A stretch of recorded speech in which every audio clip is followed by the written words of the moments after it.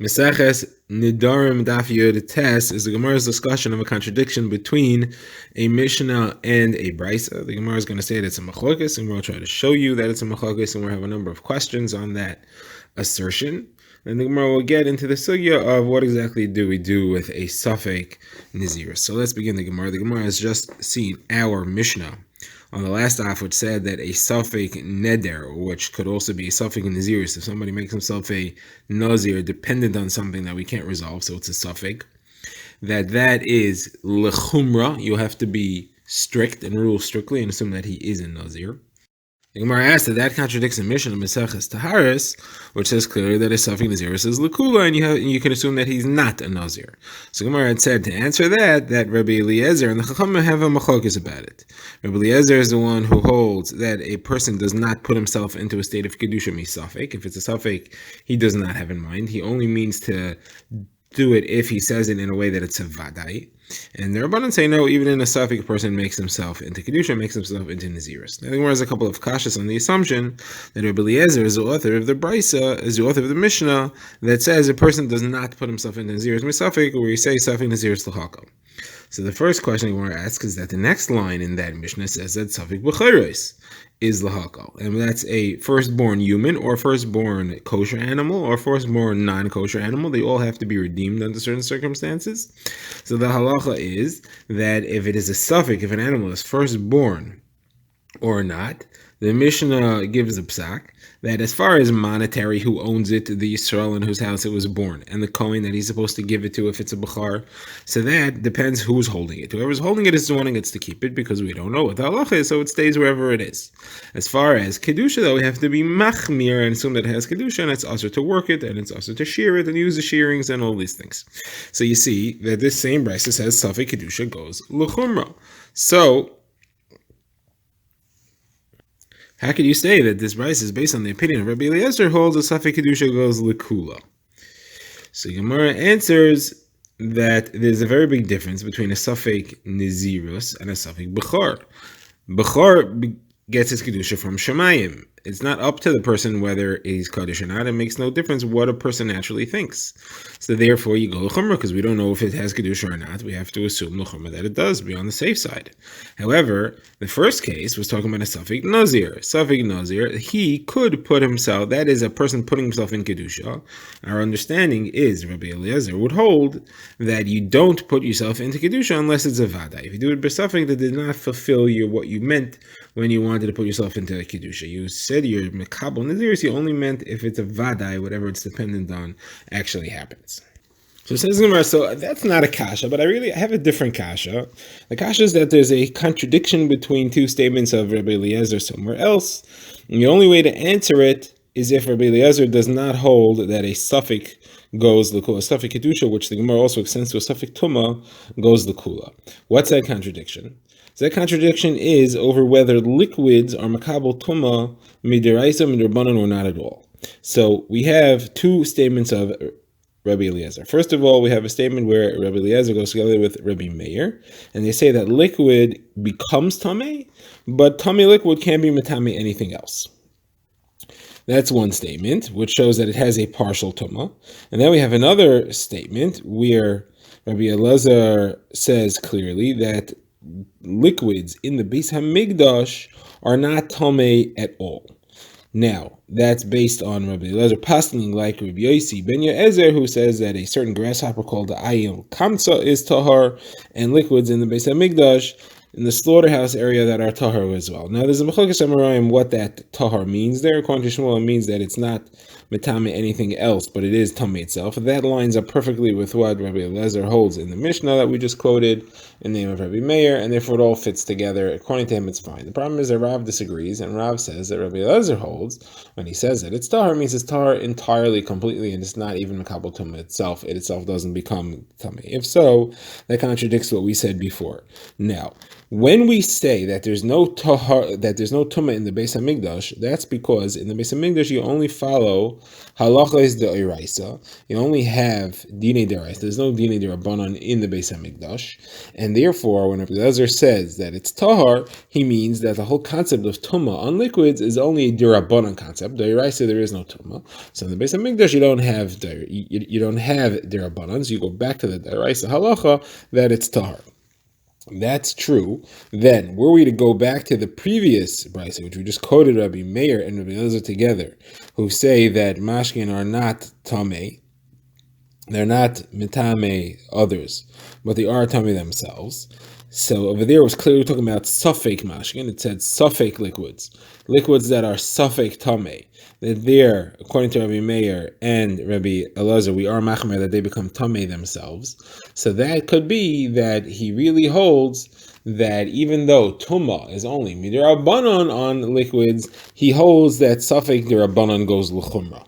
That could have been a good answer. The problem was, if Rabbi Elazar holds that suffik tumah goes l'chumra, there's no way that he could say in our brisa here that a suffik, if somebody becomes a nazir, goes l'chumra. If suffik tumah derabanan goes l'kula, then suffik nazir deraisa is for sure going to go l'kula.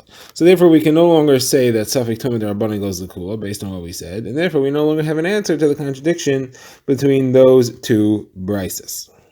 So says the Gemara, you're right. We're going to have to give a new answer to the contradiction as to whether a suffik nazir is l'chumra or l'kula. Before we try to say it's Rabbi Elazar and the Chachamim, now we're going to say no, it's two other Tanaim that are arguing. It's Reb Shimon against Rabbi Yehuda. Because they have a brisa that quotes a machlokes between Reb Shimon against Rabbi Yehuda. Somebody says, I am a nazir on the condition that this pile of grain has 100 core in it, and then he came to counted, but he found that in the meantime some of it got stolen or lost, and he has no way of establishing how much was there.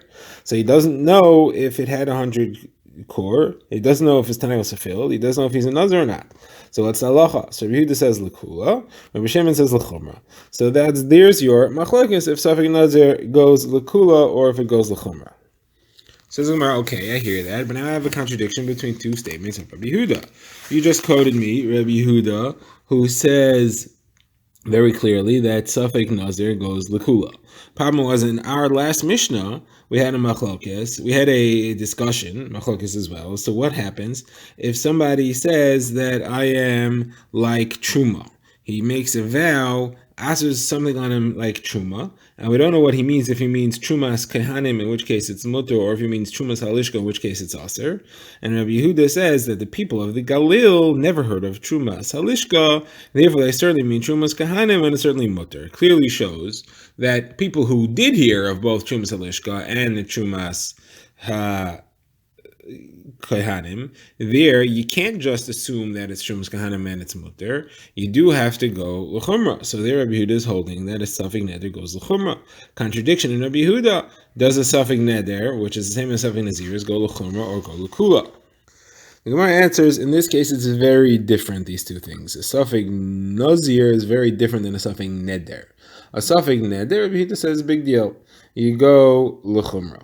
You're not sure if you made a neder, you're not sure if you asked or not, be safe. However, in the case of a suffik nazir has stricter halachas than a vadai nazir, because a vadai nazir, his nazirus is over after 30 days, he brings his karbanis, and then he's allowed to cut his hair, end of nazirus.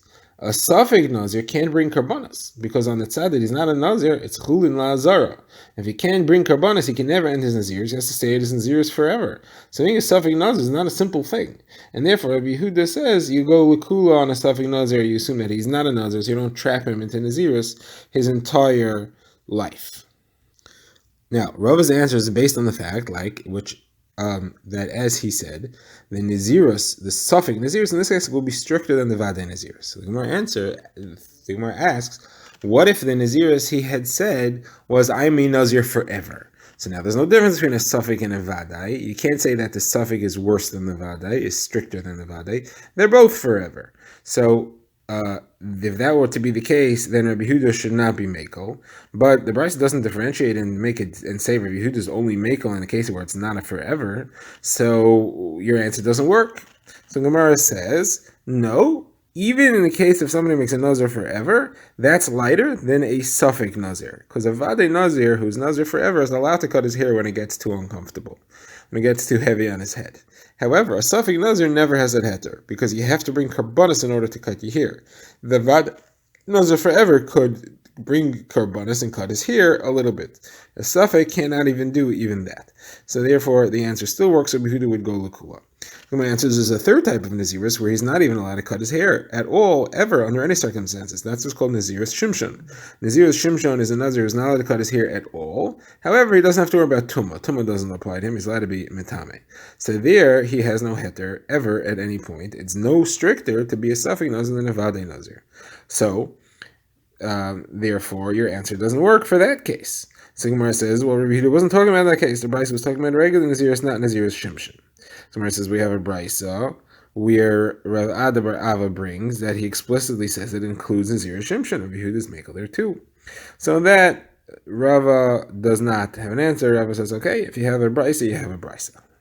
So, therefore, the Gemara brings a different answer, and that's Rav Ashi. Rav Ashi wants to say that this Brisa here, Rabbi Yehuda's Machmir, not Rabbi Yehuda saying his own sheet, it's Rabbi Yehuda in the name of Rabbi Tarfon.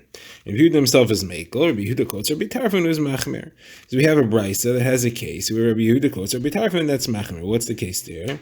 Two people are standing, and somebody's approaching them. And one of them says, if that's Yankel, I'm a Nazir. And the other one says, if that's not Yankel, I'm a Nazir. So you would think, look, it's either Yankel or it's not Yankel, so one of them is a Nazir for sure. So says Rabbi Yehuda, in the name of Rabbi Tarfon, neither of them are a Nazir, and it doesn't matter who it is, because at the time that he made the neder, time he was Makabel Naziris, it wasn't clear if it's Chal or not, and the halacha of a neder, the halacha of a Nazir is that it only works if at the time that he said it, it's 100% working or not working. You can't find out later. And therefore, in this case, Rabbi Yehuda, in the name of Rabbi Tarfon, would say that you go Lakula, even though Rabbi Yehuda usually goes L'chumra, you go Lakula because at the time that he made the neder, you didn't know if the pile of a grain had 100 kor in it, and therefore even if it did, it's not chal. So Gemara says, if that's true, why does the case have to be that it was lost or stolen? It doesn't have to be lost or stolen. You could just say the halacha is that it's not chal. The Naziris is not chal. It doesn't matter if it's lost or stolen. It doesn't matter if it had 100 kor or not. So the Gemara says that, yeah, for him, for Rabbi Yehuda's Shita and Rabbi Tarfon, you don't have to say that it was lost or stolen at all. The reason it says that is to show that even in the case it was lost and stolen, Rav Shimon is Machmir. Not only is Rav Shimon Machmir where the 100 kor was there, but he didn't know, even if you don't ever find out if the 100 kor was there, Rav Shimon is Machmir anyway. And that's why we talk about that case. The Gemara now refers back to the Mishnah and asks a contradiction between two statements of Rabbi Yehuda, unrelated to what we've been discussing up till now.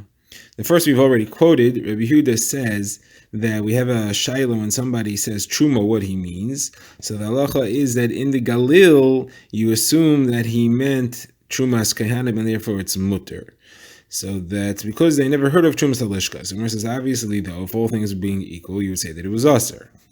However, later Rabbi Yehuda says that as far as charamim, so in the Galil it's aser, because most people in the Galil don't know about Trumas Kahanim, and therefore they don't know about Chayrim Kahanim, and therefore it's Chayim Shemayim, and it's Aser. But that means that with all things being equal, it would be Mutter. So you have a contradiction. When all things are equal, you assume L'chumra, you assume L'chumra. So Gemara says it's not a contradiction. One Rabbi Yehuda is not really Rabbi Yehuda. The first one's Rabbi Yehuda, the second one is Rabbi Elazar bar Tzadok, and the Gemara quotes a Brisa that spells it out clearly. Rabbi Yehuda says Stam Truma and Yehuda is Aser, and Rabbi Elazar bar Tzadok says Stam Charomim in the Galil is Aser. Now the implication is that in Yehuda it is Mutter.